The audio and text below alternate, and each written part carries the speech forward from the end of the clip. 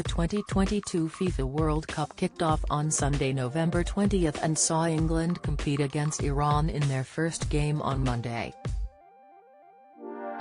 The team soared to victory after youngster Bukayo Saka scored 2 of their 6 goals against Iran, but their second match against the USA on Friday proved a less entertaining affair.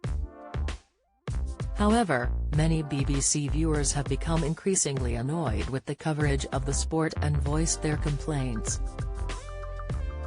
During BBC Breakfast on Saturday morning with Naga Munchetty and Charlie State, they handed over to Samira Ahmed for this week's News Watch. The first topic discussed was the coverage of the World Cup, which had been branded obsessive by avid BBC viewers. She explained, England's first match on Monday kicked off at 1 p.m, meaning that a shortened version of the lunchtime news started a full hour and a half early at 11:30. Highlighting one fan's complaint, Samira said, "Come 1 o'clock, Diane Smith acted accordingly, and said, I assumed anyone interested would be watching BBC One, so I tuned into the BBC News channel at 12:00 for general news coverage. What I was subjected to was 21 minutes of, guess what, coverage of the World Cup.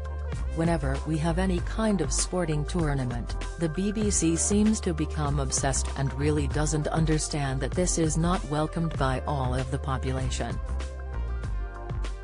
Samira continued, later that day the News at 6 spent its first 15 minutes on the World Cup, a decision that got this report from Ann Street. You started with an in-depth report on the first England game against Iran. There has been an earthquake in Indonesia with extensive loss of life. Obviously, the World Cup should be reported on, but does a game, sport, a competition really take precedence over a natural disaster? Samira concluded, in the coming weeks we hope to speak to someone from BBC News about the Men's World Cup. Earlier in the segment, Samira touched on the bias that some viewers felt the BBC had towards Qatar, the hosts of this year's World Cup. Samira explained, the Football World Cup has certainly made its presence felt on our broadcasting landscape, sparking rows over the tone and extent of its coverage across both sports and news outputs. Those two worlds came together when BBC One's coverage leading up to the men's tournament first game on Sunday, featured appearances from BBC News Internation editor Jeremy Bowen, and its analysis editor, Roz Atkins.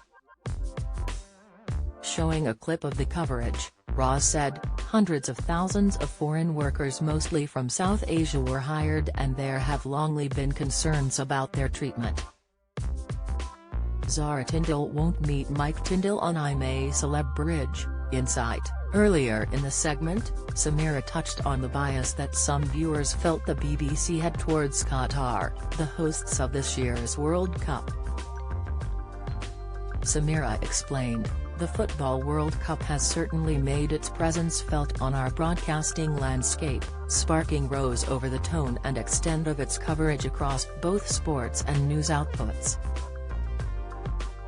Those two worlds came together when BBC One's coverage leading up to the men's tournament first game on Sunday, featured appearances from BBC News Internation editor Jeremy Bowen, and its analysis editor, Roz Atkins. Showing a clip of the coverage, Roz said, hundreds of thousands of foreign workers mostly from South Asia were hired and there have longly been concerns about their treatment. Back in the studio, Samira added, that focus of Qatar's human rights record and questions about how FIFA came to the right to award it to host this year's World Cup has featured extensively on news outlets over the past week. It has raised questions in the minds of some viewers such as Hugh Bolter, who said, I cannot believe the consistent criticism of Qatar throughout the last week, delivered by goodness knows how many different BBC reporters. This unbalanced approach continued into the one-hour build-up to the first match by Gary Lineker and team. If the BBC despise Qatar so much, I suggest they significantly reduce the size of their team out there or basically leave ITV to cover all matches.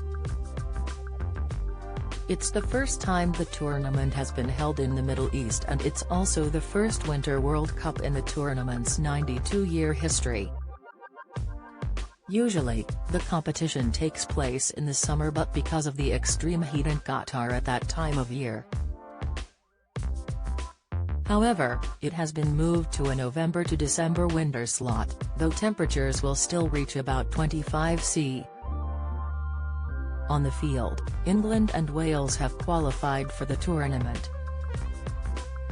It's the first time Wales has made it to the World Cup finals since 1958. BBC Breakfast airs every day from 6 a.m. on BBC One.